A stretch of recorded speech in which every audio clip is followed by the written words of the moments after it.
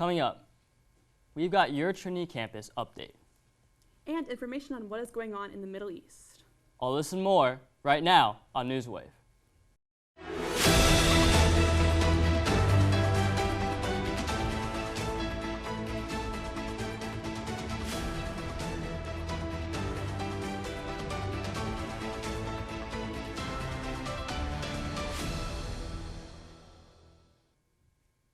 Good afternoon and welcome back to our second episode of Newswave.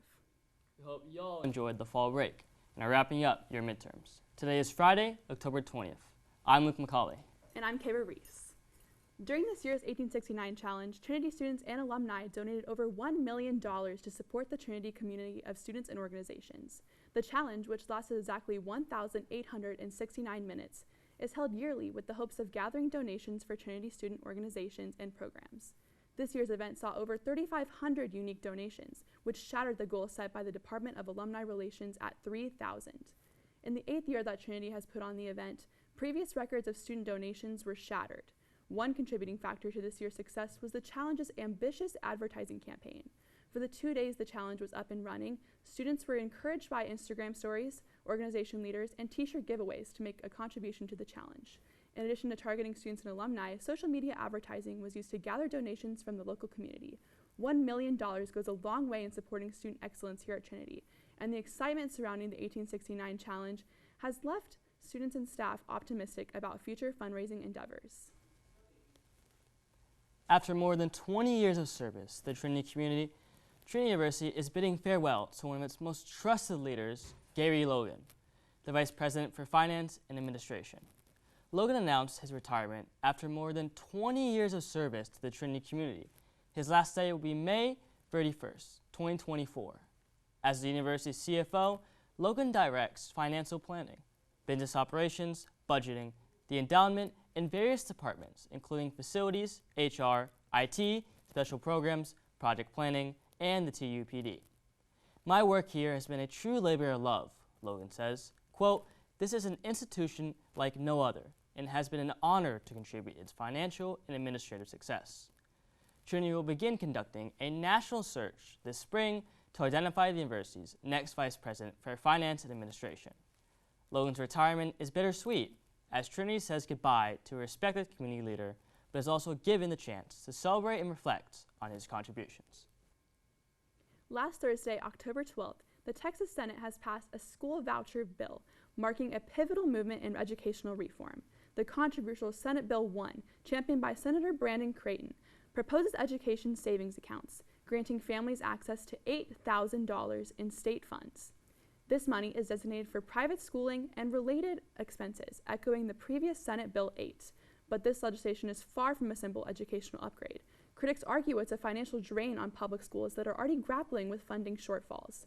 The bill's detractors criticize the program as a thinly veiled subsidy for their families already purchasing private education, leaving behind countless students in a public system facing budgetary starvation.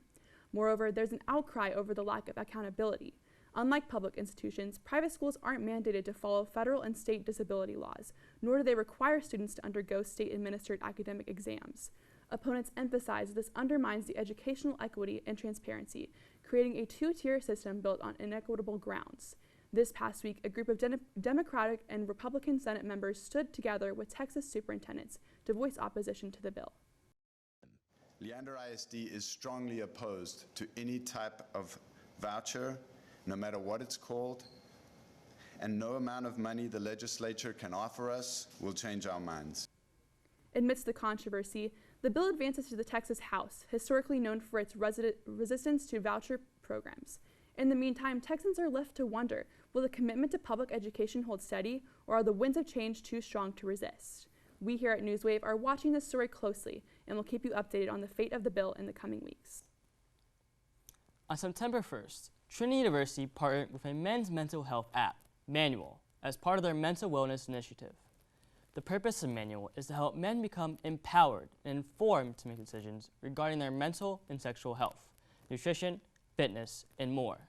The CEO of Manual, Matthew Stefenko, shared why this was so important. He explained that Manual enrollment is a promising avenue for improved health literacy in young men, especially about potential taboo or sensitive topics. Resources such as a one-on-one texting coach and live streams conducted by health and wellness professionals will be available to all Trinity students who sign up to use the app.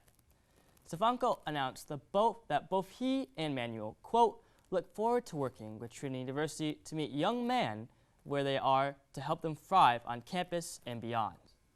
A state-sponsored initiative has increased the movement of migrants in Texas north to major U.S. cities. In total, Texas has bused more than 50,000 migrants from the southern border to cities like Chicago, New York City, and Washington, D.C. While other border states are also busing migrants, Texas has the most consistent program, dispatching 1,130 buses since April 2022. This has put a lot of stress on the cities receiving migrants, particularly New York City and Chicago, who have received 32,000 migrants combined. This has forced these cities to shorten the amount of time migrants can stay in shelters, which presents a monumental problem as these northern regions gear up for the winter months. When Texas Governor Greg Abbott spoke on the issue, he was critical of President Joe Biden, saying, quote, it's a crisis, it's a chaotic, and it must stop. Until Biden secures the border, Texas is going to continue to use every tool it can to secure the border the best we can. Up ahead, we've got more info on past and upcoming campus events. And your San Antonio weather report for the coming week. Don't go anywhere. We'll be back in 60 seconds.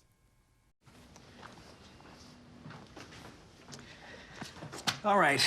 I know this isn't any fun to talk about, but we should. Okay. So who's going to do what? I'll pack the dead batteries. Great. I'll only put what I don't need into a duffel bag. Perfect. That's totally unhelpful. No problem. Meanwhile, I will try to comfort everyone by speaking in a calm voice. And I'll try to get the generator going without any gas. Oh, let's not forget the cell phones, which probably won't work. Right. And who is going to handle supplies? I can forget to do a list for us. Thanks, pal. Well, I think we couldn't be any less prepared. I'm proud of you guys. Talk to your kids about who to call, where to meet, what to pack. Visit ready.gov/kids for tips and information. Welcome back to Newswave. The COVID-19 pandemic increased funding in all areas of healthcare, supporting medical workers and vaccine clinics. Unfortunately, as the pandemic recedes, the funding is beginning to slow down as well. A hospital in Fayette County called St. Mark's Medical Center closed down last Thursday, October 12th, leaving the city of L.A. Grange without a hospital. This closure led to the loss of more than 50 full and part-time jobs, which is shattering to a small town like LaGrange. Efforts to save St. Mark's were led by citizens who organized Hospital Center of Excellence, a nonprofit that raised about $5.3 million. However, the city government would not grant a necessary loan, and thus the hospital was forced to shut down. St. Mark's joins the more than 120 hospitals nationwide who have closed their doors due to lack of funding. And unfortunately, many other rural hospitals here in Texas are at risk of closure as well. These shutdowns have economic ripple effects on small towns, and LaGrange citizens have hope that other essential facilities will remain operational in the wake of the St. Mark's closure. Trinity's inaugural Space Week captivated great attention for its first complete solar eclipse since 1940. On October 14th, San Antonio was fortunate to have a clear view of the eclipse. The San Antonio and Trinity community came together to participate in academic lectures, jazz performances contained within the lively Eclipse Festival.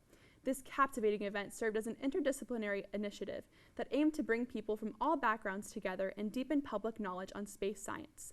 The event featured educational presentations on indigenous cosmology and space settlements from Trinity professors and the CEO of Astroport in San Antonio, Jordan Nelson.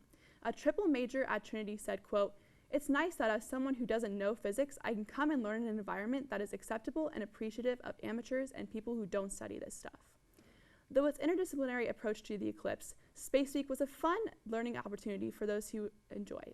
With the total eclipse approaching San Antonio on April 8th, 2024, Trinity is organizing a second Space Week for the public to participate in another astronomical opportunity. With more information on the eclipse and this weekend's weather, Newswave Chief Meteorologist Luke Morton. Good afternoon, everyone, and I hope everyone has got a chance to enjoy the awesome weather we've had over this past week. This past Tuesday saw the coldest night since March at 47 degrees. This weekend, however, summer will try to make a return with highs reaching in the low 90s. There will be drier air in place, so the mornings and evenings should still feel pleasant. Skies should be mostly sunny, so make sure to stay hydrated and wear your sunscreen if you're spending your weekend outside. You might need your umbrella for next week, though, as rain chances will begin to rise starting on Tuesday. The San Antonio area is still under a severe drought, so the rain next week will be great news, but it might impact any outdoor activities you have for your upcoming week. I hope everyone got a chance to enjoy the solar eclipse this past weekend. If for some reason you missed it, good news is next solar eclipse in our area will not be too far away, so mark your calendars for April 8th, 2024. Anyways, that's all for me today. I hope you all have a great weekend, and I'll see you next week. Thanks, Luke. Trinity's School of Arts and Humanities is hosting its inaugural Trinity Autumn Festival of the Arts from November 3rd through 15th. This event is open to all and celebrates the diversity of arts and freedom of expression. Kyle Gillette, the acting dean of the School of Arts and Humanities, reflected that, quote, "This festival shows that Trinity University is a beacon for free expression and a font of creativity. At the Trinity Autumn Festivals of Arts, it's all in one place for a week and a half of concentrated, interconnected work. This event marks the first time that Trinity has unified all its art events into a single program. The program will include the popular Stern Arts Enrichment Series, which brings distinguished figures in various artistic fields to campus and features performances by talented student artists and musicians. Attendees can enjoy a variety of artistic experiences, such as viewing paintings in the Neerdorf Art Gallery or attending world-class musical performances in the Ruth Taylor Recital Hall. The festival also includes facility poetry readings, a musical performance of The Prom, the Looney Crew hip-hop dance group, and students-made sculptures. This festival embodies the principles of a Trinity liberal arts education, which encourage students to explore and make connections across disciplines and understand the past, respond to the present, and envision the future. The festival is free, and everyone is encouraged to attend. Are attention spans shrinking? According to CBSNews.com, the prevalence of short-term media such as TikTok, smaller news articles, and shorter movie shots may be impacting our attention spans.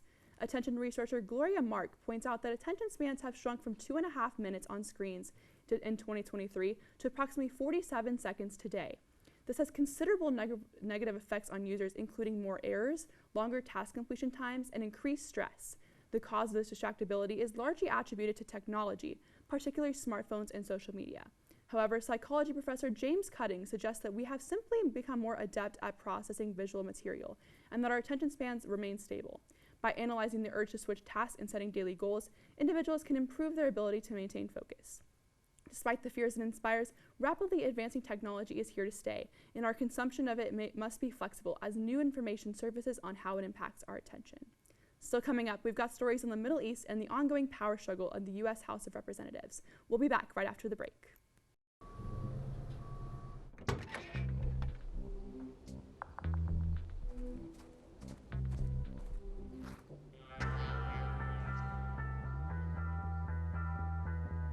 When you throw away money on wasted electricity, you're throwing away everything you could have bought with it. Saving energy saves you money. Learn more at energysavers.gov.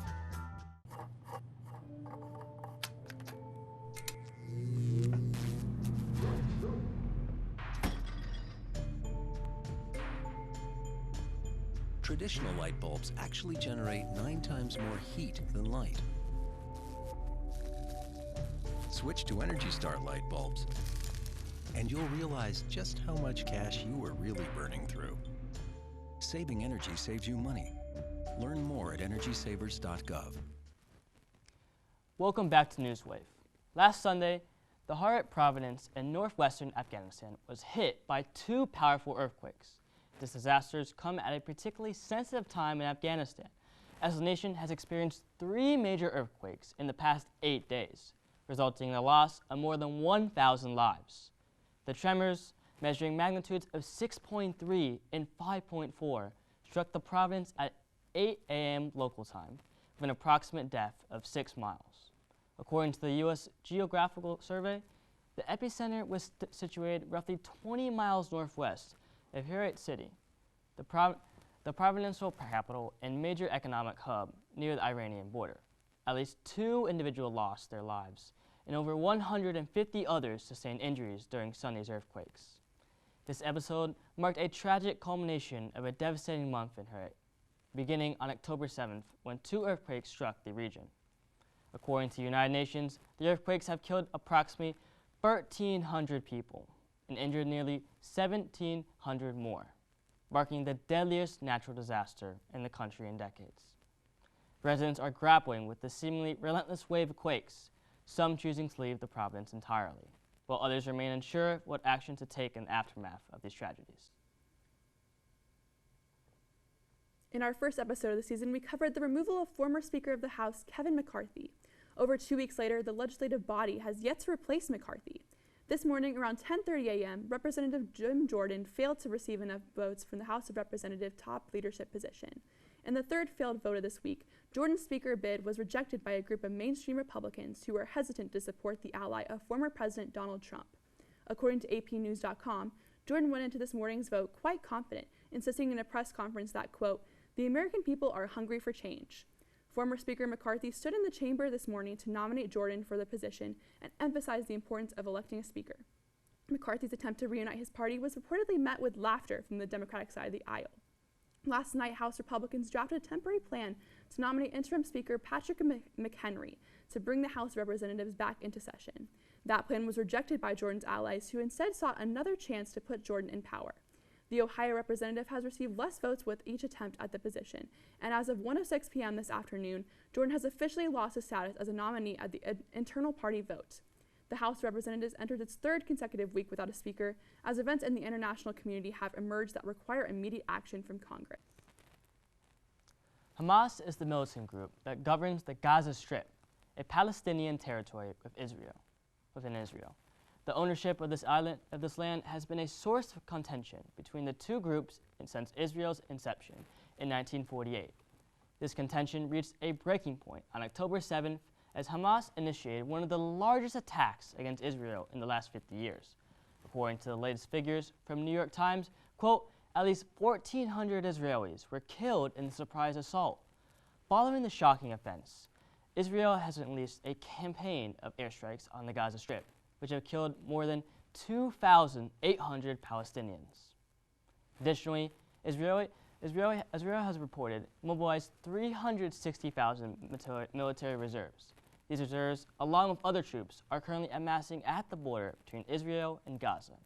Israeli Prime Minister Benjamin Netanyahu announced that the offensive against Hamas would proceed, quote, without reservation and without respite. Gaza is home to over 2 million Palestinians and spans over 140 square miles, roughly twice the area of Washington, D.C. Last weekend, Israel ordered the evacuation of over 1 million Palestinians from the northern Gaza to the southern Gaza in preparation for the impending ground assault. In his speech this past Tuesday, President Biden commended the attack on Israel as, quote, pure, unadulterated evil. And on Wednesday, President Biden traveled to Israel to meet with Prime Minister Netanyahu and other Israeli leaders as the conflict rages on and the death toll continues to rise. Our thoughts and prayers are with the families of those who have lost their lives in the fighting, Israeli and Palestinian alike. As the conflict between Israel and Palestine continues to escalate, the difficulty in delivering aid to the residents of Gaza has developed into a larger humanitarian crisis. With the ongoing back-and-forth airstrikes between Hamas and Israel, thousands have been killed and survivors are straining to stay alive. According to AP News, despite the dire necessity, quote, truckloads of aid idled at Egypt's border of Gaza. These trucks contain supplies such as water, food, and fuel, which are being halted from entering. With supplies running low, residents are desperate for help. Institutions such as hospitals are unable to run efficiently with lack of fuel, equipment, and staff. AP News explains that, quote, more than 1 million have fled their homes and 60% are south of the evacuation zone. U.S. Secretary of State Anthony Blinken states that, quote, U.S. and Israel had agreed to develop a plan to enable humanitarian aid to reach civilians, with the possibility of creating areas to help keep civilians out of harm's way. As of our most recent update, President Biden has announced that 20 trucks will be allowed through the border between Egypt and Gaza, providing residents with food, water, and medicine. However, as this war continues on without any indications of de-escalation, it will be increasingly difficult for civilians to get to safety. As the story continues to develop, Newswave will keep you updated. Daniel Nwobu is the heir to a fortune built on the Ecuadorian banana trade. And last Sunday, October 15th, he made a big name for himself in South American politics. Nwobu was made history at age 35 after being elected as Ecuador's youngest president. The political outsider won by a narrow margin in the Electoral College over left-wing candidate Luis Gonzalez. While happy about his opportunity to serve in office, Nwobu has a lot to live up in order to change the current state of his nation. Ecuador is currently suffering in a period of drug trafficking-related violence that has left many wondering not if, but when they will be victims. With a rise in criminal activity linked to cocaine trafficking, the government's inability to tackle it laid bare in August. An assassination of president candidate and anti-corruption crusader Fernando Villavicencio only made things worse. It will be up to Nwobu to help right the ship and de-escalate the violence. In his own words, his goal is, quote, to return peace to the country, to give education to the youth again, and provide employment to the many people who are looking for it.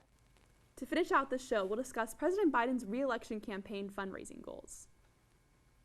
And your weekly recap of campus and professional sports. Stay tuned. We'll be back right after the break.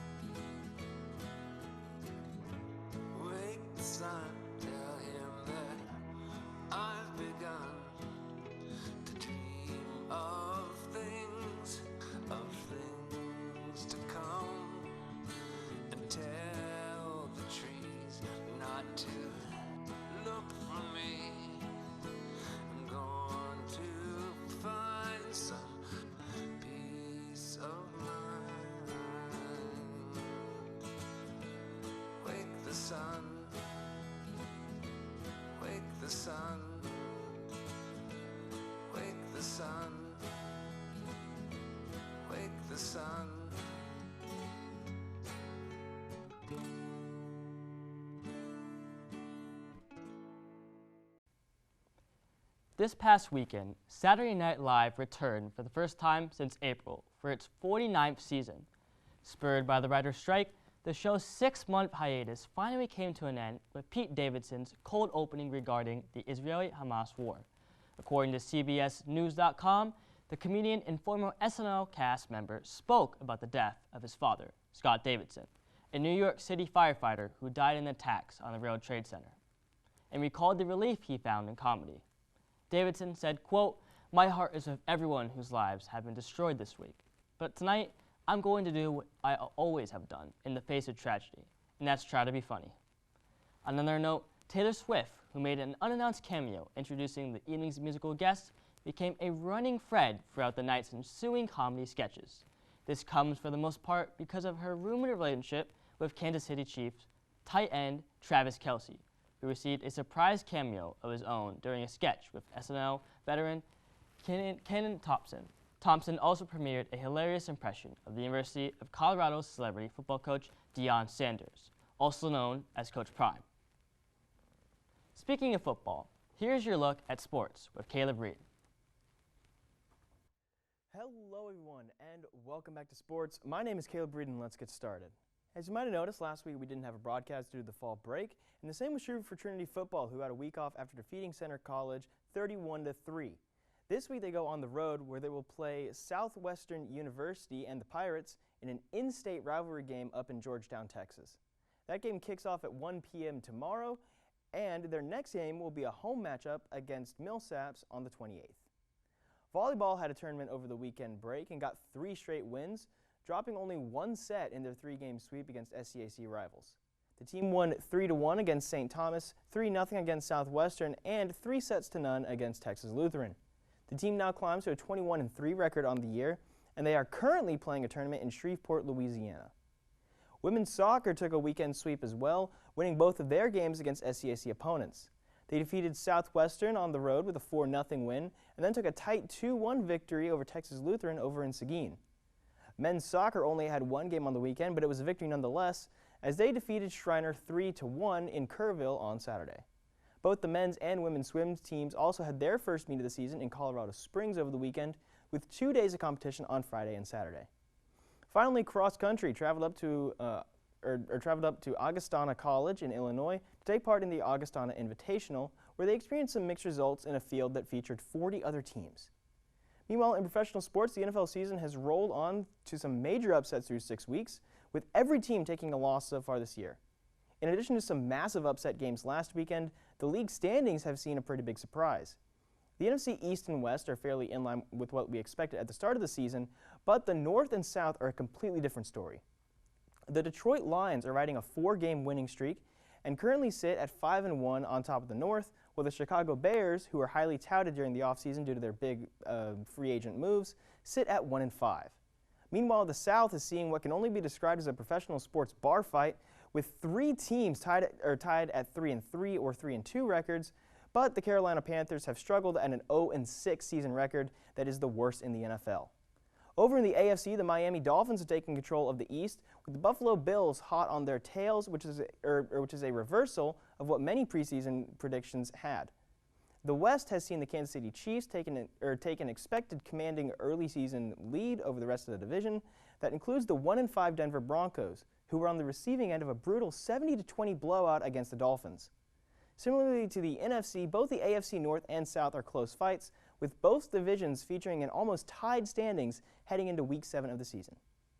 Over in Formula One, Red Bull driver Max Verstappen has won his 3rd consecutive Drivers' Championship after his victory at the Qatar Grand Prix, earning the achievement after a long season that has been a relative cakewalk for him and the team.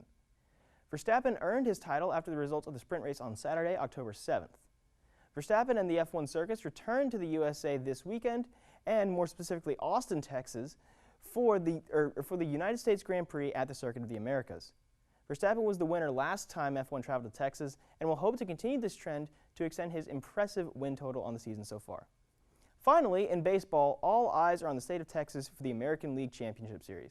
The Texas Rangers completed a 3-game sweep of the Baltimore Orioles in the divisional series to earn their first ALCS appearance since 2011.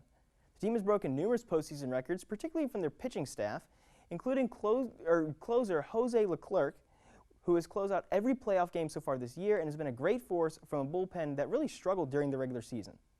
The Rangers face the Houston Astros, who are no stranger to this position. The Astros won the AL West in the final day of play due to a Texas loss in Seattle and have won the season series with a 9-4 record over Texas. Now, for a bit of a disclaimer, if you are seeing this bit was written and filmed on Wednesday, October 18th. The reason for this pre-taping is because, as you are currently watching this, I am currently at Globe Life Stadium in Arlington, Texas, to watch Game 5. As things stood at the time of writing and filming, the Rangers took 2 close wins over the Astros to open up the series, winning 2-0 on Sunday and 5-4 on Monday night. Both of those games are down in Houston, and the Rangers will wrap up a 3-game homestand this afternoon, starting at 4:05 p.m. The Rangers have only played 1 playoff game at home so far in 2023, which was a 7-1 blowout against the Baltimore Orioles to wrap up the ALDS. That's all from me. Have a great weekend, and go Rangers. Our final story this week evaluates President Joe Biden's re-election campaign, which has been gaining economic momentum over the year before 2024 presidential election.